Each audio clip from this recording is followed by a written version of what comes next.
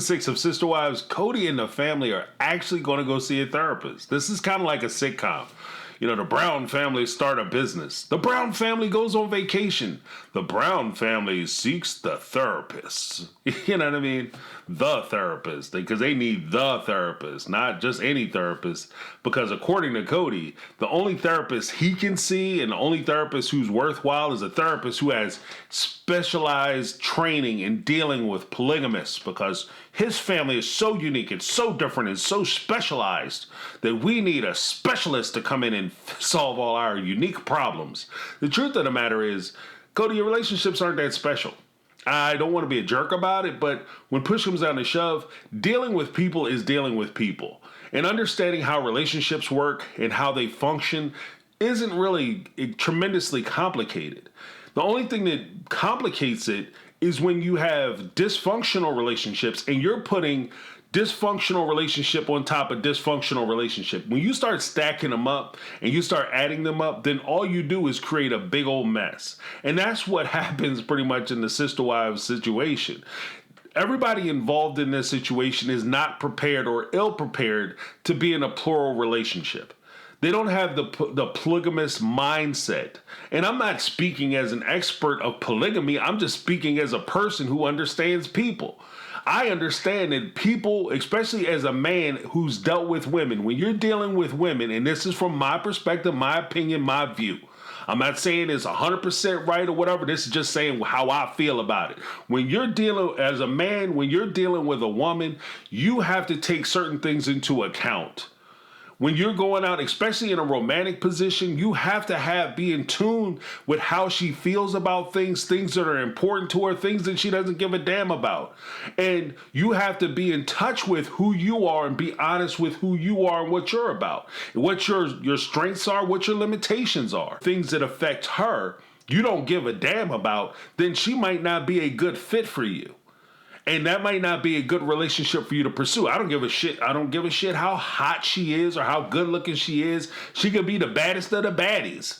But at the end of the day, none of that matters if you guys are not compatible beyond just the physical attraction you have or the things that you're trying to accomplish for yourself. And that's kind of where I find Cody, is that Cody pursues these relationships not necessarily out of the benefit of being in these relationships or getting involved with people and finding these interesting people. He pursues these relationships based on his needs and his desires, which I think is a video in and of itself. So I will be covering that later and talking about Cody's approach to a lot of these marriages.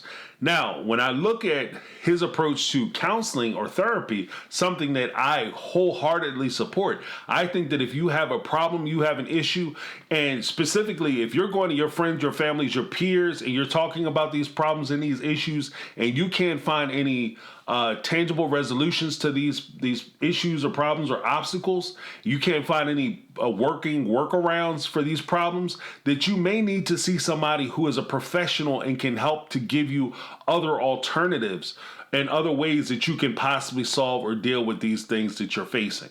So I encourage that.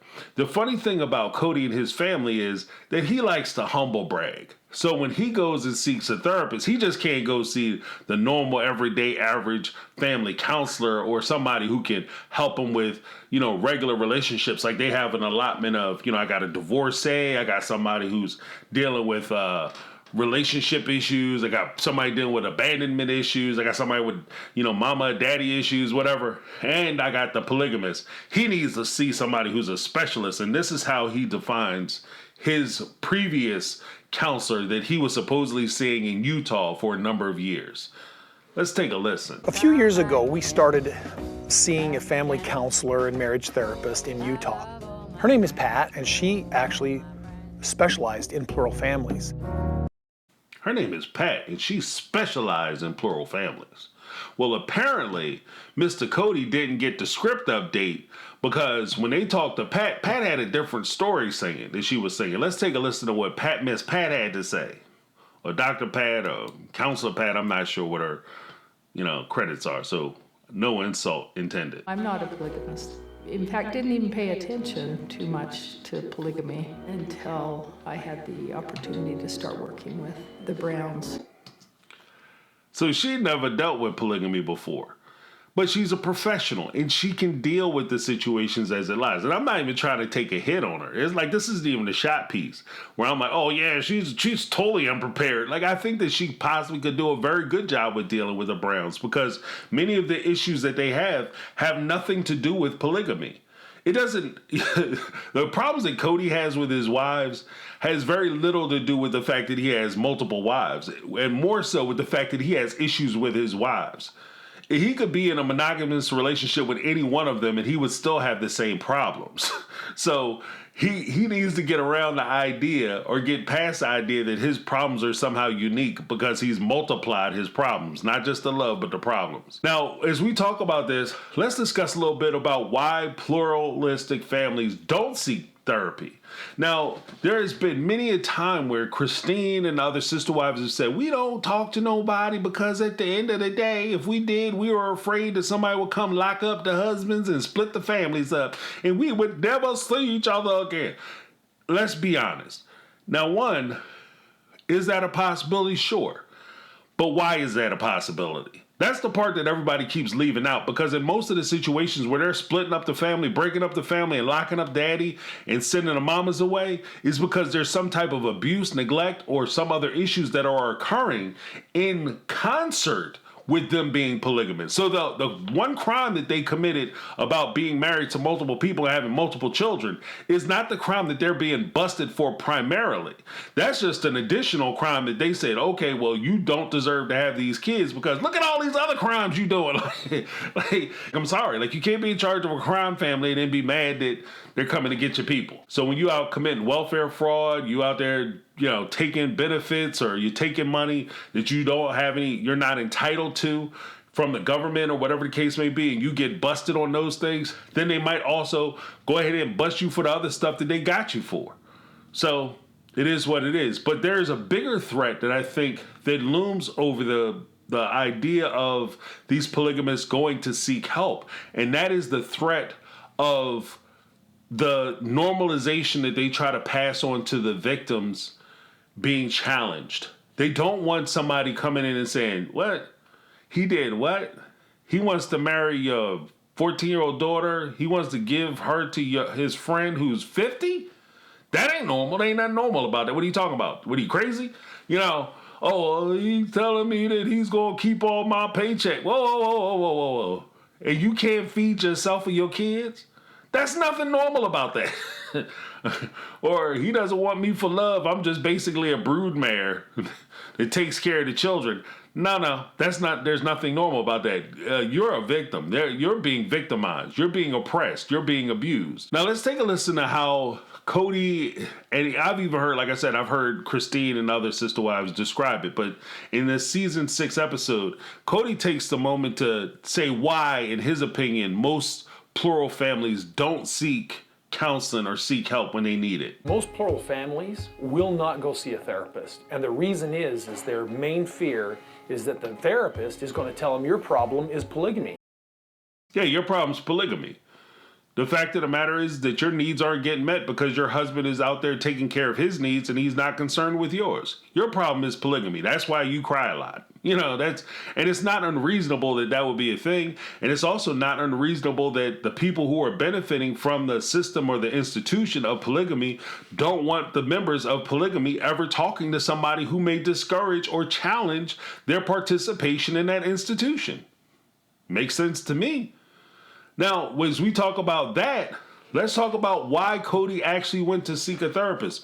What would be Cody's purpose in seeking a therapist other than TLC most likely put him up to it? Why Cody and people like him don't seek therapists is because of something he said during this particular episode, and I will expound upon it after we watch this clip. I don't want her telling me that I'm the one who has to self-improve and that they don't have to.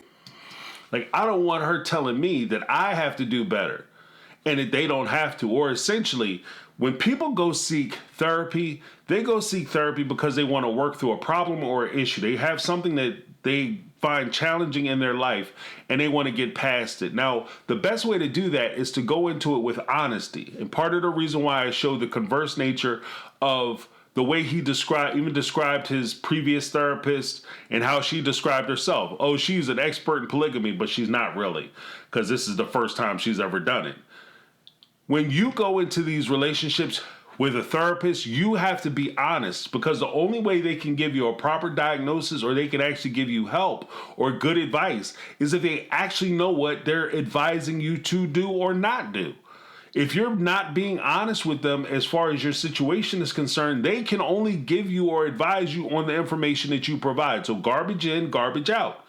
In Cody's case, he doesn't want help. He doesn't want to fix the relationships. What he wants is for the therapist, the independent third party who's disinterested, to step into his relationship, look the wives in his face and say, it's all your fault.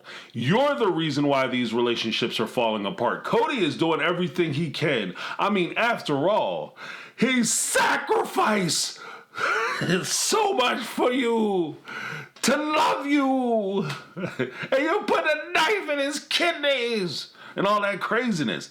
That's what he's looking for. This is part of the reason why he doesn't really want to see an honest-to-God therapist. He doesn't want to see somebody who's going to tell him the truth. He wants to see somebody who's going to just validate everything that he says and everything that he does.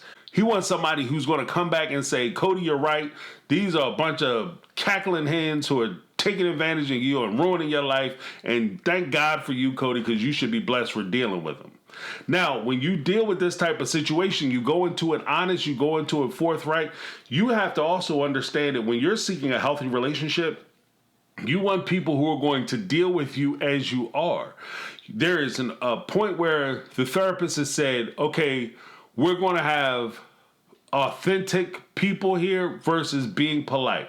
We're going to have authentic relationships as opposed to being polite.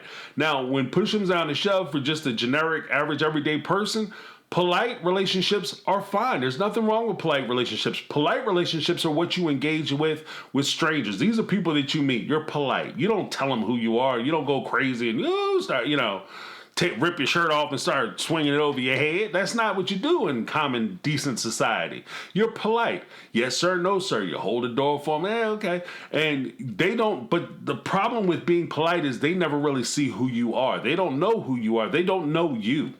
And when you're dealing with friends, families, coworkers, peers, people who you associate with, your circle, when you're dealing with those people know you. They know the good, the bad, the ugly, the dirty, the nice, the clean. They know all of it. And they love you regardless of all the negative things you may have done. They love you in spite of those things because they accept that this is who you are and they accept all of you.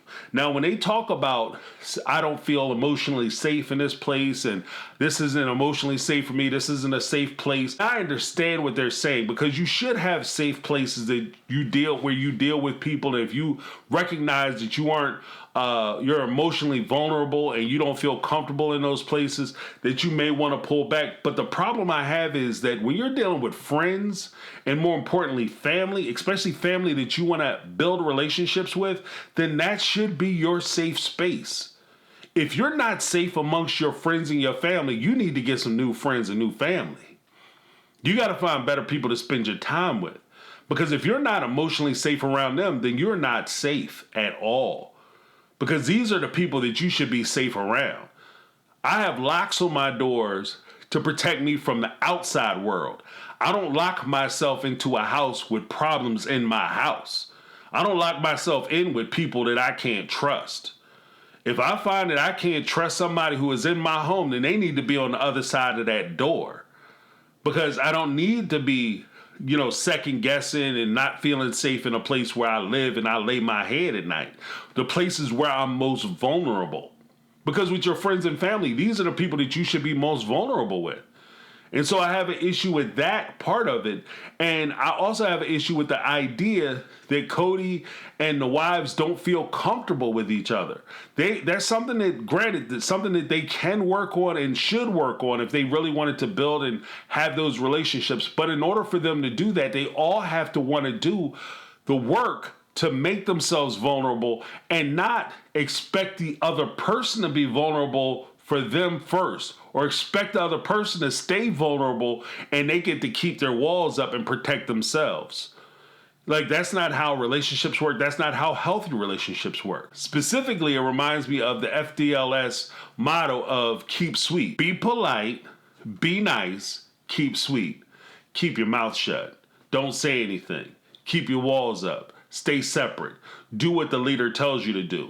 Make sure you don't upset the apple cart. Make sure you don't complicate his life with your menial desires, wishes, and things that make you feel comfortable. Cody sees himself as the leader. He compartmentalizes his wives down to the lowest common denominator of what he feels comfortable with them being. And he won't allow them to be who they are. So therefore, he won't never have an authentic relationship with any of them. And because he can't have that authentic relationship with them, it impairs, if not cripples, the idea that he could actually have a healthy relationship with all of them. And the family will always be hindered and disabled because of the fact that he's putting himself in a position where he won't allow the family to win. Mostly because he doesn't want to be honest. He doesn't want to be true to himself. He doesn't want to lower his guard. He expects them to keep walls up and he expects them to stay separate. But at the same time, he expects them to be all-inclusive, be polite, be nice, be kind, and have relationships. Even though he doesn't want them to have relationships, because if they have relationships, they may realize that he's taking advantage of them, get together, and decide to overthrow the king. And that can't happen. So the same way he'll say he wants to see a therapist to improve the family's relationship and the family dynamic, the truth of the matter is, he doesn't want to improve the relationship. He just wants them to shut up, be polite, and keep sweet. My name is James. This has been my take on reality, and I'm out. 'Cause I've been living life right like I could just die.